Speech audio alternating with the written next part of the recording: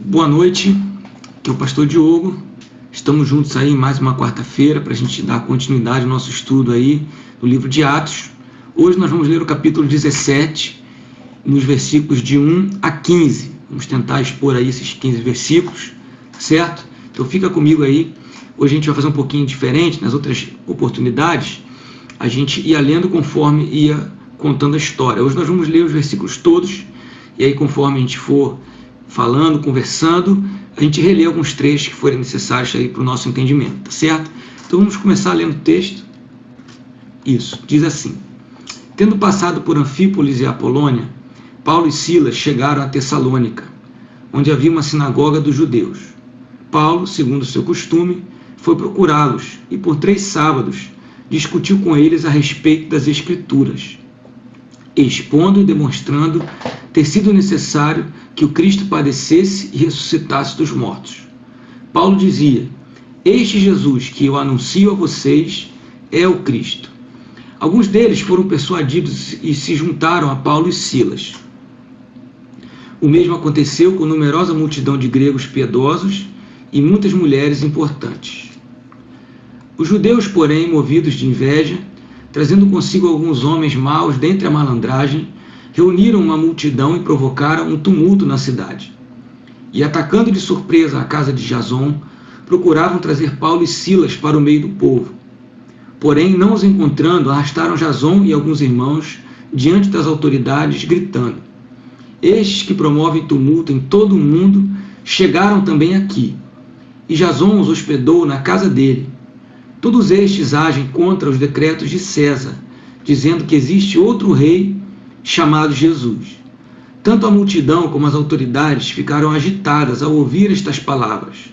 Porém, depois de terem recebido deles a fiança estipulada, as autoridades soltaram Jason e os outros.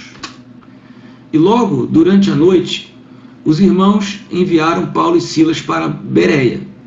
Ali chegados, dirigiram-se à sinagoga dos judeus. Ora, estes de Bereia eram mais nobres do que os de Tessalônica, pois receberam a palavra com toda a avidez, examinando as Escrituras todos os dias para ver se as coisas eram de fato assim. Com isso, muitos deles creram, mulheres gregas de alta posição social e muitos homens. Mas, logo que os judeus de Tessalônica souberam que a palavra de Deus era anunciada por Paulo também em Bereia, foram lá agitar e perturbar o povo. Então os irmãos fizeram com que Paulo fosse imediatamente para os lados do mar. Porém, Silas e Timóteo continuaram em Bereia.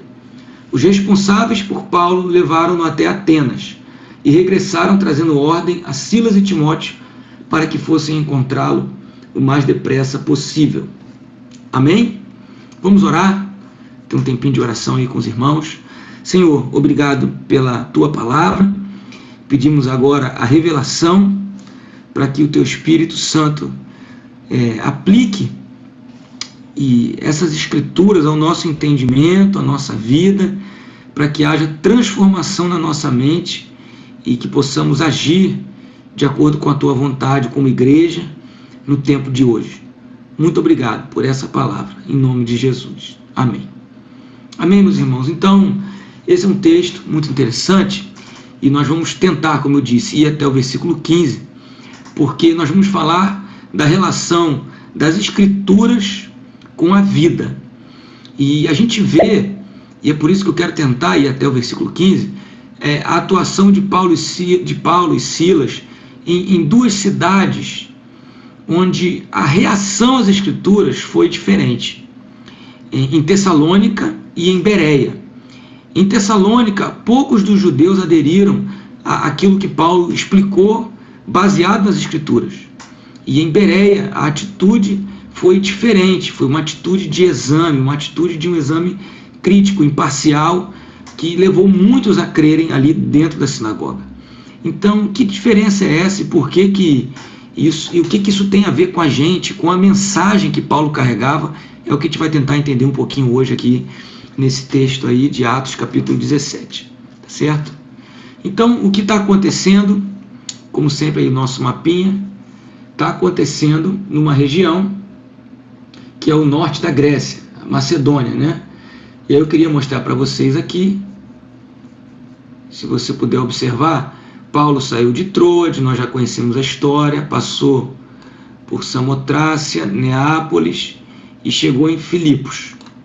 Aqui em Filipos ocorre a maioria da ação do capítulo 16. E aí no iníciozinho do 17, como nós lemos, eles passam por Anfípolis e por Apolônia. Apolônia é a cidade grega que tem esse nome, em homenagem ao deus Apolo. E agora eles param em Tessalônica. Tá vendo? Tessalônica está aqui. E depois de Tessalônica eles vão até Bereia. Então são todas cidades costeiras, portuárias, da região da Macedônia, que é o norte da Grécia. Tessalônica, em especial, é a capital. Tessalônica, em especial, é a capital da Macedônia. E Bereia, que ficava mais ou menos a 80 quilômetros de Tessalônica, aqui é um grande centro do culto imperial, né? E nessas duas cidades, elas têm algo em comum, que é a presença de sinagogas. E isso é muito importante para a gente entender a dinâmica aqui do que está acontecendo, porque a gente sabe, e aí que a gente vai falar agora um pouco mais devagar, da importância das sinagogas para o judeu, para o povo de Israel. Então as sinagogas, elas foram legados do exílio. Enquanto eles foram mandados para a Babilônia, eles ficaram distantes do templo de Jerusalém, que era onde o culto acontecia, os sacrifícios aconteciam, e ao mesmo tempo, obviamente, todo o pensamento judaico, toda a efervescência acontecia em Jerusalém. Com o exílio, com a diáspora, com o espalhamento dos judeus, eles ficaram sem esse lugar de culto. Então eles, dependendo da população da cidade, eles passaram a se reunir em casas para orar, para pensar, para manter, para preservar suas tradições, suas culturas, que se baseavam na escritura que eles tinham, que era basicamente a Torá, os escritos dos profetas e as orações que eles faziam, que eram, na maioria das vezes, os salmos. Então as sinagogas foram um legado do exílio, foi uma forma de culto que eles encontraram para se manter unidos. E a gente sabe que a espiritualidade era um elemento central na vida do povo de Israel. Isso se assemelha um pouco com a nossa situação hoje. Por exemplo, é como se nós que estamos aí de quarentena não estamos podendo mais ir no templo para fazer o culto da forma normal que a gente fazia, reunir todo mundo e cantar, e ouvir a palavra, e orar juntos, e conversar, bater papo, ter aquela interação. E aí, por exemplo, isso que a gente está fazendo aqui, a transmissão online, outras igrejas fazem ao vivo, outras só mandam uma devocional. Isso, a gente está fazendo isso tem um mês, mais ou menos um mês e meio, aí quase 45 dias. Só que pensa no povo de Israel durante anos no exílio, e mesmo depois que eles voltaram do exílio, ainda assim alguns ficaram naqueles lugares para onde eles tinham sido espalhados. Então eles foram desenvolvendo uma forma de culto. E aí a sinagoga é o resultado de anos desse desenvolvimento. E ela foi oficializada como um centro, né? Como um local de oração, um local de estudo, e principalmente ela se consolidou ao longo de séculos como um centro de produção cultural. Hoje, para a gente, quando a gente fala em cultura, a gente pensa muito assim, em música, né? Música secular, em literatura, mas a cultura, ela tem a ver com aquilo que é estabelecido nos costumes, nos valores, nos bens de um povo. Então, a sinagoga era um centro de produção cultural para o povo de Israel. E a cultura predominante na religiosidade de Israel naquele tempo era o judaísmo, que era uma reação de resistência a outras culturas, que focava na cultura da tribo de Judá como a detentora da oficialidade, da promessa do Messias e daqueles que tinham a fidelidade a Deus, que estudavam a Torá e que davam a interpretação correta da Escritura. Então, o judaísmo era a corrente principal de definição da cultura para o povo de Israel.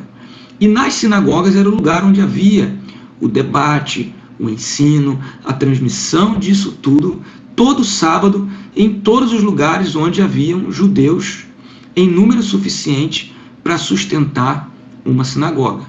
Então, em Tessalônica, em Bereia, tinha sinagoga. E Paulo sempre procurava à sinagoga para explicar e expor a visão dele da Torá, a visão dele das Escrituras, que eram compostas pela Torá, que era o que eles consideravam e davam o maior peso, mas também os escritos dos profetas históricos e os escritos sapienciais. Então, a mensagem que Paulo trouxe na sinagoga de Tessalônica, vamos começar por aí, está aí no versículo 3 e 4, eu reproduzi aí, era uma mensagem muito radical. Leia comigo aí. Por 3 sábados, discutiu com eles a respeito das Escrituras, expondo e demonstrando ter sido necessário que o Cristo padecesse e ressuscitasse dos mortos. Paulo dizia: este Jesus que eu anuncio a vocês é o Cristo. Então essa era uma mensagem muito radical para um judeu que estava na sinagoga. Por que radical? Porque ela falava do sofrimento, da morte e da ressurreição do Messias. É o que ele está dizendo aqui, ó. Deixa eu colocar em destaque para os irmãos. Aqui, ó. Por 3 sábados discutiu com eles a respeito das Escrituras, ou seja, era algo que todos eles estavam familiarizados, eram textos sagrados, textos que eles aprendiam desde menino, expondo e demonstrando. E o que é que Paulo estava expondo e demonstrando nas Escrituras todas? Ter sido necessário que o Cristo, ou seja, o Messias, que eles tanto esperavam, padecesse e ressuscitasse dos mortos. Ou seja, meus amados irmãos, as Escrituras eram a mesma, que todo mundo tinha acesso. Paulo tinha acesso. Paulo cresceu ouvindo, como um bom fariseu, uma certa linha de interpretação moral da Escritura. Mas a mensagem que Paulo viu nas Escrituras era: o Messias precisa sofrer, o Messias precisa morrer e ressuscitar. Então, o que Paulo está dizendo é: pessoal, estava escrito aí o tempo todo, como é que ninguém percebeu? Então, por aí a gente começa a entender a nossa relação com as Escrituras e com a vida. Ou seja, pode ser que existam coisas na Escritura que estejam lá há séculos e há milênios, mas que a gente não perceba. Paulo está expondo para eles e demonstrando nas Escrituras que era necessário que o Messias sofresse, que o tão esperado rei que viria restaurar o povo de Deus à sua condição precisava sofrer, morrer e ressuscitar. Então o primeiro ponto que Paulo fez foi esse. Está escrito que o Messias sofre, está escrito que o Messias morre, está escrito que o Messias ressuscita. Então o primeiro aspecto é esse, que a gente tem que perceber coisas que estão lá a respeito do Messias que às vezes a gente não quer acreditar. Segunda coisa que eu quero destacar com os irmãos ainda nesse texto é quando ele diz assim: além de dizer que na Escritura fala que o Messias ia sofrer, ele fala que este Jesus que eu anuncio a vocês é o Cristo, ou seja, é o Messias. Aí vamos lá, aí agora é um outro ponto mais revolucionário do que o primeiro. Porque agora, além de Paulo dizer que o Messias precisava sofrer, ele está dizendo: olha, tem um Jesus aí que andou na Palestina, que andou lá em Jerusalém, que andou na Judéia, que andou na Galileia, que ele morreu, ressuscitou e ele é o Messias. Ou seja, meus irmãos, a palavra se fez carne. Aquelas promessas esperadas há tanto tempo de um Messias que viria para restaurar o povo de Deus, finalmente aquelas promessas se tornaram realidade. E agora? O que é que isso significa? Então, meus irmãos, esse é um outro aspecto da Escritura. Ela se torna realidade. Ela encarnou em Cristo. Ela encarnou na pessoa de Jesus. Se encontraram o Messias e um ser humano. Entende? O Messias se tornou gente. Então, esse é um aspecto radical. É um aspecto que traz, então, e agora? Como é que a gente vai viver não com o Messias ideal, mas com o Messias real? Com aquele que trouxe a palavra de Deus para a vida e se comportou como se comportou e morreu e ressuscitou. Era esse o dilema que ele trazia, o desafio que ele trazia para o povo de Israel, que Paulo estava expondo ali a Escritura na sinagoga. E aí eu queria ler alguns textos com os irmãos, é por isso que talvez demore mais um pouquinho, mas não se perca, fica comigo, porque para que a gente hoje aplique essa realidade para a nossa vida, a gente precisa entender qual era o Messias que estava nas Escrituras. Existia o Messias que eles esperavam, que eles entendiam, mas muito disso às vezes vem do momento que a gente está vivendo, das dificuldades que a gente está vivendo. E existia o Messias das Escrituras, prometido. E existia o Messias encarnado, que tornava aquelas promessas realidade. Então eu separei alguns textos que são das Escrituras que eles tinham, que falam sobre o Messias. Existem vários outros textos. Esses aqui são pouquíssimos, só para a gente entender. Então acompanha comigo aí. Por exemplo, desde Gênesis, a gente vê Deus falando com a serpente. Olha só, Deus falando com a serpente no Éden, após a queda. Porém, inimizade entre você e a mulher, entre a sua descendência, a descendência da serpente, e o descendente dela. Este lhe ferirá a cabeça, e você lhe ferirá o calcanhar. Ou seja, aqui já é uma promessa messiânica. Aqui ele já está falando de um descendente da mulher, alguém encarnado, que feriria a cabeça da serpente, mataria a serpente, acabaria com o mal. Mas, talvez um aspecto que não se pensasse tanto, mas a serpente feriria o calcanhar desse descendente. Que coisa interessante. E mais ainda, por exemplo, Deus falando com Abraão: abençoarei aqueles que o abençoarem e amaldiçoarei aquele que o amaldiçoar. Em você serão benditas todas as famílias da terra. Então aqui Deus está prometendo mais na frente já a Abraão.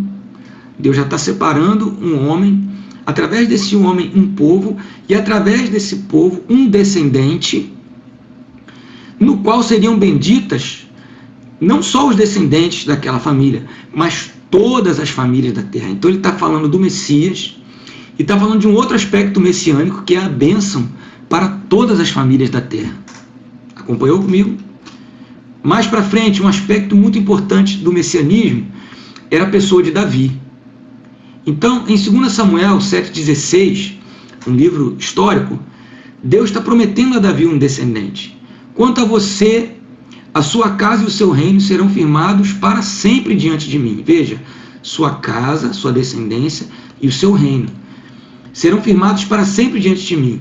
O seu trono será estabelecido para sempre.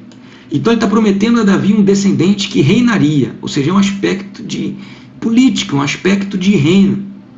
Será que ele estava falando de Salomão, de Joás, de Uzias, de Acabe, somente de reinos terrenos? Ou que rei é esse que viria a reinar? É o Messias, é um ungido. Davi foi ungido. Davi foi um Messias. Messias significa ungido do hebraico. Traduzido para o grego, se traduz como Cristo. E traduzido para o português, é ungido. Então Davi foi um ungido, mas Deus está prometendo para ele aquele que seria ungido para reinar eternamente. Essa é a promessa. Então o povo de Israel lia e relia esses textos e ficava esperando esse rei, que seria diferente de Acabe, que seria diferente de Salomão. Está entendendo? Está acompanhando? E mais ainda nos Salmos, a gente tem muitos insights sobre o Messias. E aí eu peguei, por exemplo, o Salmo 22, versículo 1, que é muito conhecido, até Jesus citou isso na cruz. Deus meu, por que me desamparaste? Por que se acham longe de minha salvação as palavras do meu gemido? Então o que isso tem a ver com o Messias, você pode me perguntar? Tem a ver porque esse é um salmo de Davi, de um Messias, e é um salmo do sofrimento do Messias, que aponta para o sofrimento do Messias. Você está entendendo? Então, é muito interessante a gente observar essas características todas do Messias nas Escrituras. E por último, tem o servo do Senhor, que é descrito lá em Isaías, no capítulo, por exemplo, 53, de 4 a 6. Certamente ele tomou sobre si as nossas enfermidades e as nossas dores levou sobre si. E nós o considerávamos como aflito, ferido de Deus e oprimido. Mas ele foi traspassado por causa das nossas transgressões e esmagado por causa das nossas iniquidades. O castigo que nos traz a paz estava sobre ele, e pelas suas feridas fomos sarados. Então aqui aponta para o aspecto do servo do Senhor, que é o Messias, tão esperado, mas o Messias em Isaías se identifica com esse servo sofredor. Isaías já é um profeta, que está interpretando tudo à luz de reis que foram corruptos. E a corrupção desses reis vinha da iniquidade. Então viria um Messias que seria ferido para acabar com essa iniquidade. E aí agora eu quero separar esse versículo 6, que é uma resposta à nossa pergunta. E agora, como viveremos após o Messias encarnado? Todos nós, inclusive o povo de Israel, inclusive aqueles que não são de Israel, andávamos desgarrados como ovelhas. Cada um se desviava pelo seu próprio caminho. Mas o Senhor fez cair sobre ele a iniquidade de todos nós. Então eu imagino, e aí é a minha imaginação, Paulo lendo e relendo esses textos com eles e falando, olha, o Messias precisava sofrer, precisava padecer e precisava ressuscitar para sarar as nossas feridas. E eu imagino ele dizendo, esse Jesus que eu apresento a vocês, que viveu na Palestina, ele é o Messias. Ele cumpre todos esses requisitos para trazer a Israel a promessa da restauração, para reunir todo mundo, todas as ovelhas dispersas. Amém, irmãos? Então isso é muito interessante, porque isso mudava, desafiava a visão deles sobre as Escrituras, sobre Deus e sobre o Messias. E aí eu quero desafiar você. No Antigo Testamento, o que Deus fez? Deus fez com que o mundo prestasse atenção em Israel. Para quê? Israel era um povo relativamente pequeno em número e em terra. Mas Deus fez com que todos prestassem atenção neles, porque sempre foi um povo incômodo. Até mesmo na relação com Roma, era um povo incômodo, um povo chato, que não se rendia totalmente à dominação romana. Porque Deus sabia que o Messias viria de Israel. Então essa é a leitura que a gente tem que fazer do Antigo Testamento. Toda uma preparação para a chegada do Messias. Só que no Novo Testamento, que hoje são as nossas Escrituras também, Deus faz com que através da chegada e da encarnação e da obra desse Messias, Israel olhe para o mundo para buscar os filhos de Deus perdidos em toda a humanidade. Ou seja, para que a humanidade olhasse para Deus, Deus levantou o povo de Israel. E para que todo o povo de Israel olhasse para a humanidade e cumprisse a missão de Deus, que começa lá no Abraão, que fala assim, olha, em você vão ser benditas todas as famílias da terra. Deus encarnou o Messias e colocou a igreja em movimento através dos apóstolos, através de Paulo, para sacudir Israel na busca pelo cumprimento disso que nós chamamos de missio Dei, a missão de Deus de resgatar todas essas ovelhas perdidas na humanidade. Então, essas palavras de Paulo, eu vou voltar um pouquinho, são muito revolucionárias.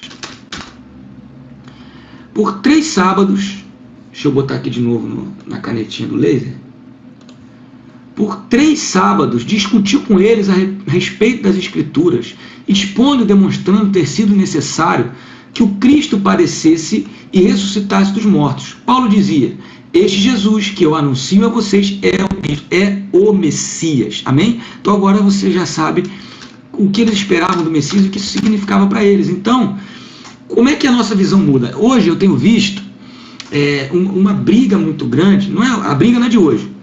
Durante muito tempo a visão oficial da igreja católica, protestante, infelizmente, em muitos casos, não vamos discutir isso, foi uma visão de antissemitismo, ou seja, se entendia que para que Jesus fosse exaltado, precisava-se diminuir a nação e o povo de Israel, diminuir o judeu. Isso chama-se antissemitismo, e isso não é bom. E hoje eu vejo, eu sou um pastor e às vezes eu converso com outros pastores, e é um debate muito grande, se levanta no meio da igreja uma reação extremada a esse antissemitismo, chamada de sionismo, ou seja, uma valorização exagerada da cultura, das tradições, das leis de Israel, do povo. E isso chama-se sionismo. Tudo isso vem de uma análise da Escritura não condizente com o Messias Jesus. Se você usar Jesus como a chave, se você usar as falas de Jesus, o que ele pregou, o que ele ensinou e o que ele fez, para analisar toda a Escritura, Antigo e Novo Testamento, você vai ter esse panorama, você vai ter essa maneira de enxergar. Israel é especial. Amém, irmãos? Nós não podemos negar a importância de Israel como nação, como povo de Deus. Só que preste atenção comigo. O que Jesus veio nos ensinar?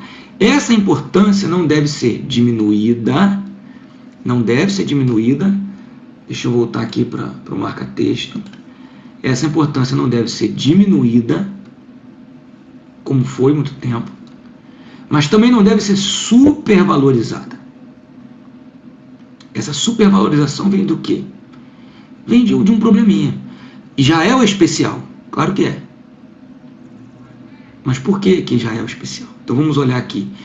Jesus não é importante porque veio de um povo especial. Então o sionismo, a gente fala assim, olha, tá vendo? Jesus é o que é porque ele veio de Israel. Jesus é o que é, e aí se a gente não obedecer toda a lei de Israel, a gente diminui Jesus. Não. Jesus não é importante porque ele veio de um povo especial. Ninguém está negando que esse povo é especial, preste atenção. Estamos falando de uma relação de uma coisa que justifica a outra. Israel é um povo especial, sim. Mas por que Israel é um povo especial? Porque foi gerado para gerar Jesus.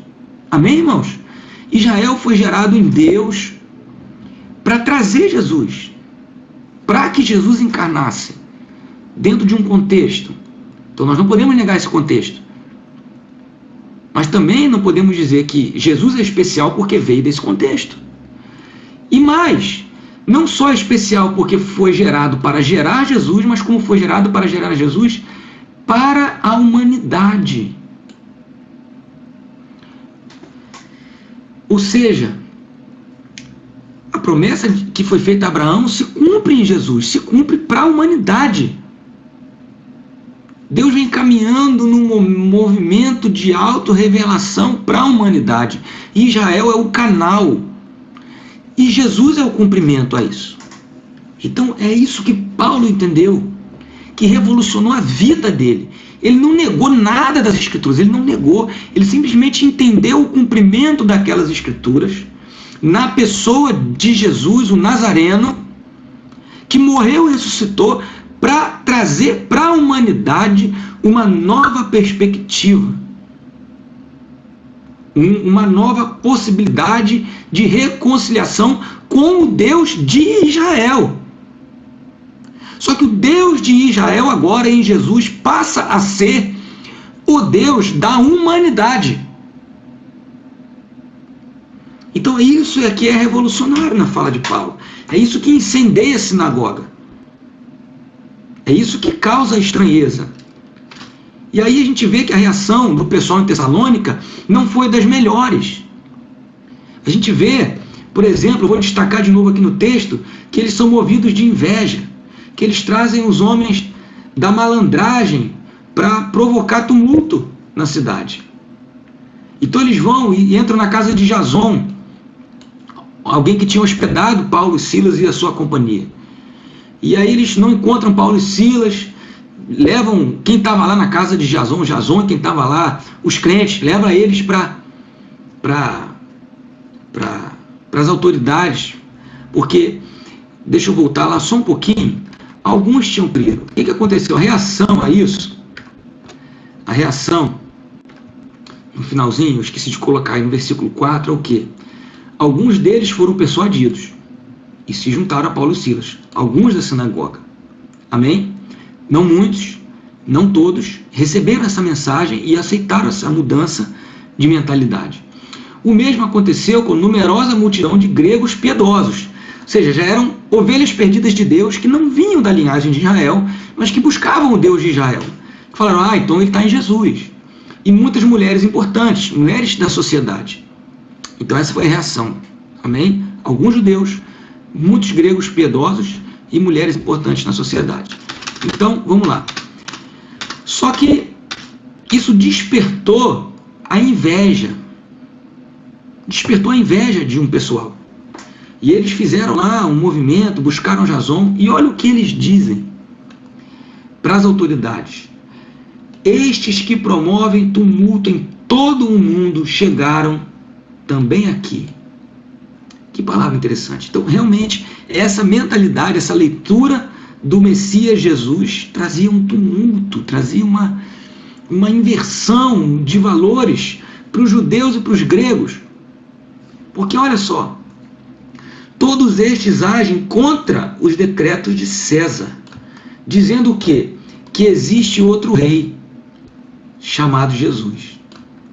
Entende? Então, em nenhum momento, e essa foi a acusação contra Jesus, que levou ele para a cruz, que os membros do Sinédrio conseguiram fazer contra ele para convencer Roma a executá-lo como um prisioneiro de sedição política. A cruz era reservada a esse tipo de condenado. Era esse, esse Jesus está dizendo que ele é o rei dos judeus. E Paulo está carregando uma mensagem que Jesus agora é o Messias, tão esperado não só para os judeus, mas é um novo rei para a humanidade toda. Então, esses judeus que estavam na sinagoga pegaram essa mensagem, que é verdade, Jesus é um novo rei para a humanidade toda, e levaram ela para um lado, dizendo, olha, esse rei vai substituir César. Eles estão dizendo que existe um outro rei que não é César. Então, quando eles falam isso, que é uma verdade, mas não da maneira que eles estavam colocando. Não era uma ameaça a César no campo da política, porque Jesus já tinha sido morto, crucificado e ressurgiu para reinar em uma outra esfera, que traz tumulto para a nossa esfera. Eles estão falando verdades aqui, esse pessoal está mudando o mundo, ele está invertendo, ele está trazendo uma nova ordem, onde o rei agora serve. Só que eles não disseram dessa maneira. Então, tanto a multidão como as autoridades ficaram agitadas ao ouvir estas palavras, porque eles sabiam o que isso significava. Se isso chegasse aos ouvidos de autoridades maiores, olha, está havendo uma sedição em Tessalônica, tem um pessoal lá dizendo que, aclamando um novo rei, que não é César. Meu irmão, aí as legiões, aí os centuriões e o governo de Roma ia chegar quente. Então, o que eles falaram? Abafa, estabeleceram uma fiança, Jason pagou a fiança e eles foram soltos. Então, vocês estão entendendo o tumulto que essa mensagem traz? Porque realmente era um novo rei. Só que não era um novo rei que trazia um tumulto como eles estavam alegando. Trazia um tumulto porque esse reino veio sem exército. Cadê o exército desse rei? Jesus. Quem são aqueles que lutam por ele? Qual é o sistema de governo dele? Cadê o Senado de Jesus? Entende? Então, esse tumulto é verdade. Mas é muito mais verdade porque ele é diferente do reino de Roma. E aí, meus irmãos, é mais ou menos o que eu destaquei aqui, Então, a escritura exposta no messianismo e Jesus como Messias trouxe inveja. E o que é essa inveja? É a dureza que luta contra a transformação. Aquele pessoal falou assim, essa interpretação é muito radical e muito boa para ser verdade e muito estranha. O Messias morrer, padecer e não resolveu nada. E aí eles ficaram com inveja, porque Paulo estava trazendo aquela mensagem e porque algumas pessoas entenderam a mensagem. Então a inveja faz isso, o pessoal se juntou com a malandragem, com gente má, para provocar confusão. E apelaram para as autoridades. Sabe? E isso, vamos lá. Eles afirmavam, eles promovem tumulto em todo mundo. É verdade. Por quê? Para o judeu era um tumulto que nós já explicamos. Como que é ser súdito desse rei que morreu e ressuscitou? Isso é um tumulto. Isso é uma interpretação diferente das Escrituras e que agora se dirige para a humanidade. É um tumulto. Para os gregos, que vamos dizer, não eram de Israel, como é que era esse tumulto? Se eles agora... Porque o judeu tinha um direito com Roma. O judeu podia dizer que o rei máximo deles era Deus, Yahvé, o Deus de Judá. Só que para o gentio, eles não eram judeus. Eles não podiam atribuir função de rei a mais ninguém, nem a esse Jesus aí que Paulo estava pregando. Então isso é um tumulto para o grego. Crer no reinado de Jesus, que ele era um Messias que vinha de Israel agora para reinar sobre a humanidade, se configurava uma deslealdade à esperança do evangelho pregado por Roma. Então era um tumulto. De onde vinha o tumulto? Dessa alegação. Eles dizem que há outro rei, chamado Jesus. E era mesmo que Paulo estava dizendo. Então isso agita o povo, isso compromete lá o Jason. Então nós, como cristãos, somos esse povo aí, que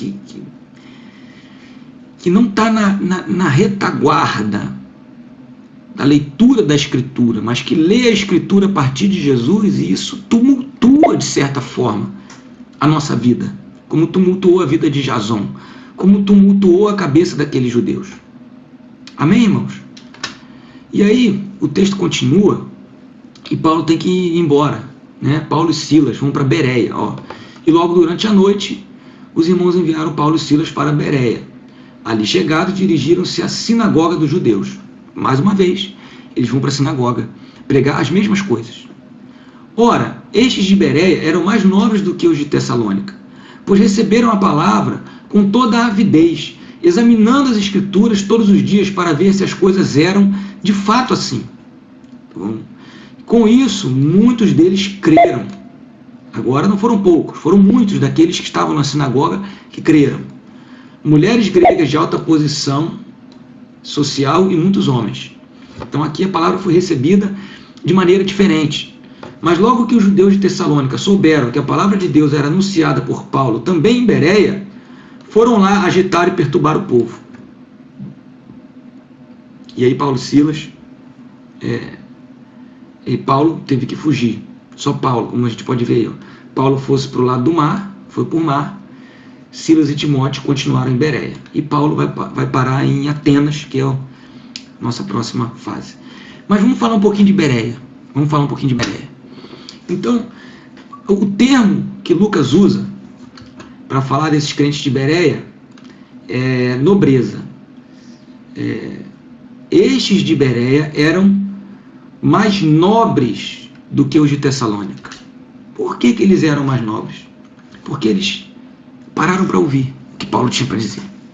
Ainda que fosse uma mensagem, como eu já tentei explicar, muito subversiva, muito radical, que causava um tumulto, uma instabilidade.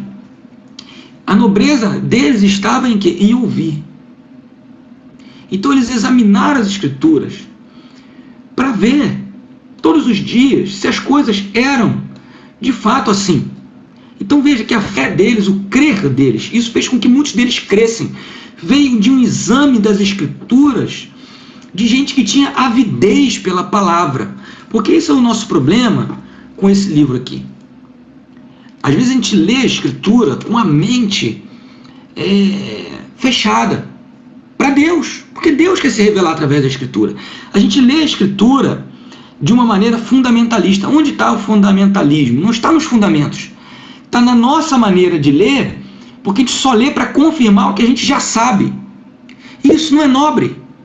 Fé não está em confirmar o que a gente já sabe. Fé está em acreditar na revelação da vontade de Deus, na pessoa de Jesus Cristo. E os crentes bereanos, tem muita igreja com o nome de Bereia, muitos movimentos, muitas escolas, porque eles examinavam as escrituras para ver se de fato era assim. E isso não levou eles à apostasia, pelo contrário, levou eles a crer. Então, meus irmãos, isso Lucas chama de nobreza. Gostei dessa versão Nova Almeida atualizada, porque fala que os crentes de Tessalônica, os judeus, o problema não era eles serem judeus. Paulo era judeu, fariseu. O problema era a falta de nobreza em muitos judeus. Como a gente vê em Tessalônica, é inveja. Tanto que, quando eles ouviram que Paulo e Silas estavam lá em Bereia, eles mandaram gente lá para tumultuar o negócio. Falta de nobreza. Falta dessa capacidade de avaliar a palavra e trazer ela para a nossa realidade, dizer, e deixar a palavra transformar a gente. Então, meus amados, eu quero terminar esse pedacinho. Teria muita coisa para a gente falar, mas já passou aí de 40 minutos. Somente na palavra há a possibilidade de transformação. Transformação de quê? Da nossa consciência. Transformação da nossa maneira de enxergar o mundo. Meus amados, esse momento que a gente está vivendo é um momento de transformação. E está na palavra, está tudo na palavra. Como disse, esse pessoal, esse Paulo e Silas vem aí, está tumultuando o mundo. É verdade. A palavra sempre vai fazer isso com a gente. Vai chocar a gente, vai desafiar a gente. A pergunta é, será que nós queremos ser transformados? De verdade? Será que a gente aceita a transformação que vem através da palavra? Ou a gente só quer a palavra para confirmar as nossas ideias? Aquilo que a gente conhece de modo instintivo, que vem da história da nossa família, da nossa tradição. Será que nós queremos que a nossa perspectiva mude? Porque uma vez que a nossa perspectiva mudar, tudo vai mudar. Nada nunca mais será o mesmo. Se nós permitirmos que essa palavra, lida na pessoa de Jesus, transforme a nossa maneira de ler as Escrituras por aquilo que está nas Escrituras. Então Paulo tinha essa centralidade. A igreja, meus irmãos, ela se perdeu em muitas discussões inúteis. Você vai ver que em Tessalônica, em Bereia, em Atenas, Paulo vai pregar a mesma coisa, e é a mesma coisa que faz as pessoas crerem, e é a mesma coisa que irrita as pessoas. Não é um valor moral, não é um valor comportamental que irrita as pessoas. O que irrita as pessoas é a radicalidade de um Messias, de um rei, que vem para reinar sem os mesmos instrumentos de domínio dos reinos que a gente conhece, da força, da violência, enfim. Isso irrita judeus, isso irrita gregos, isso irrita filósofos. A gente vai ver lá em Atenas, que eles falam assim, não, estava indo bem, falou de ressurreição, isso é coisa de maluco. Está delirando, Paulo. Mas a mensagem é uma só. Jesus é o Messias esperado de Israel. O Messias esperado de Israel precisou morrer e ressuscitar para que o Deus de Israel se revelasse a toda a humanidade. Essa é a mensagem. Ponto. Acabou a mensagem. Como ela vai se aplicar, como ela vai fazer discípulos, isso são contextos. Mas é isso que irrita. Eu estou terminando. Tem um filme, que muitos já viram, um filme antigo, o Livro de Eli. Gosto muito desse filme, que fala da Bíblia. Eu já estou dando spoiler porque o filme é velho. Então tem um homem que carrega a Bíblia num mundo pós-apocalíptico, e tem os poderosos que querem a Bíblia, porque eles sabem que quem tem aquele livro é o último exemplar da Bíblia. Quem tem aquele livro consegue dominar as pessoas. E todo o filme é a luta desses homens buscando esse livro, e o Eli está com o livro. E o Eli, no final das contas, o livro estava dentro dele já. Já tinha assimilado a mensagem. E aqueles que queriam o livro para oprimir, não conseguiram o livro. Mas você entende que são duas maneiras de enxergar as Escrituras diferentes. Ou a gente assimila e vive, ou a gente usa as Escrituras para dominar as pessoas. Essa é a diferença entre Tessalônica e Bereia. Essa é a diferença entre ter um coração invejoso e amargurado e um coração nobre, que examina a palavra, que se abre verdadeiramente a transformação que a palavra pode trazer para a gente. Então, como é que a gente aplica isso? Estou terminando. Como anda? E aí uma perguntinha que eu quero fazer. Como anda a nossa relação com as Escrituras? Como anda? Já, em face de tudo que a gente falou. Jesus veio para ser rei. Para que Jesus veio? Para trazer uma vida melhor para a gente, para trazer a salvação da nossa alma. Em que ele ser rei mexe com tudo isso? Em que Jesus ser rei mexe com a sua vida hoje? Jesus é rei, ponto. Nós estamos anunciando um novo rei. Agora um rei que a gente sabe que viveu, morreu, ressuscitou e subiu aos céus para reinar com toda a autoridade. Ele disse: toda a autoridade me foi dada no céu e na terra. E em que isso mexe com a nossa vida? Com nada. Não muda nada. Então, se não muda nada, a gente tem que repensar a nossa maneira de ler as Escrituras, nossa relação com as Escrituras. E, por último, concluindo, é o último slide. A nossa relação com a palavra, meus irmãos, determina, preste atenção, a nossa relação com o Messias, esse Messias esperado desde Gênesis, que passa pelos reis, pelos profetas e pelos sábios.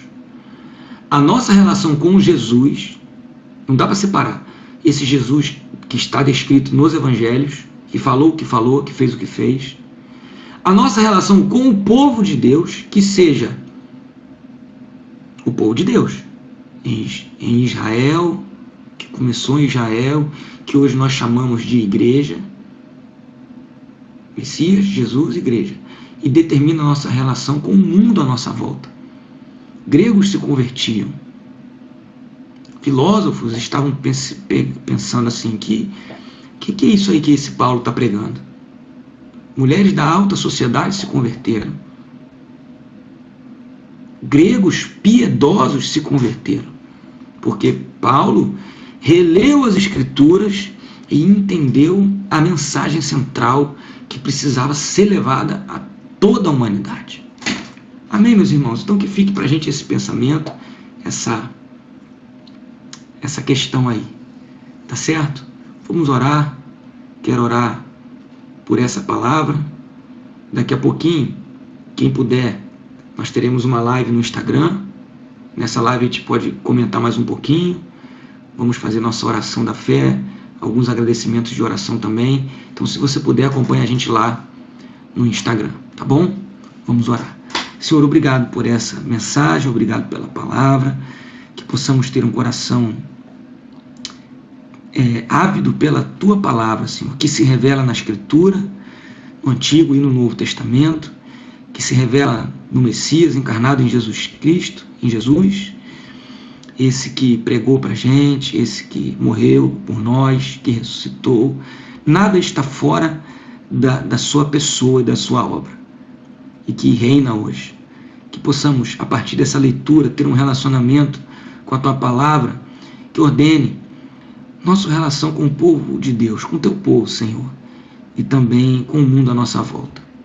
Que possamos ter a nobreza dos bereanos, de examinar as Escrituras para checar os fatos, não os fatos da nossa teoria preferida, não os fatos que corroboram com o nosso temperamento, mas os fatos que corroboram com o reinado do Messias Jesus e com a Tua missão, Deus, que é a missão de salvar, que é a missão de resgatar a humanidade de uma vida sem sentido, de uma vida vazia, de uma vida fútil, de uma vida de brigas, de maldade, de inveja. Essa é a Tua missão, nos resgatar disso tudo, Senhor, e de muitas coisas piores ainda. Então que a gente possa, pelas Escrituras, pela revelação do Teu Espírito, pelo pertencimento ao Teu povo, ser livre para servir ao Rei Jesus. Muito obrigado. Amém. Amém, irmãos? Não deixe de se inscrever no canal, se você tem sido abençoado. Não deixe de compartilhar com alguém. Não deixe também de seguir lá a Igreja Batista Monte Xerizi no Instagram, para acompanhar as nossas lives que a gente costuma fazer. Vamos fazer hoje pela primeira vez né, após o culto desse estudo, e também fazemos sempre domingo às 9 da manhã, antes da escola dominical. Deus abençoe, fiquem na paz.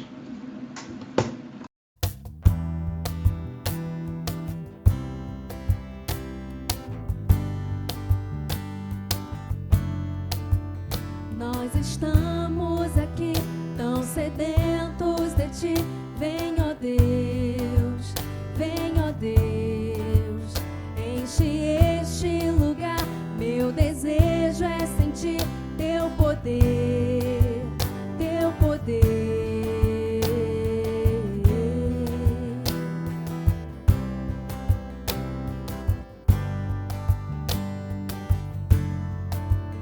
Nós estamos aqui tão sedentos de ti.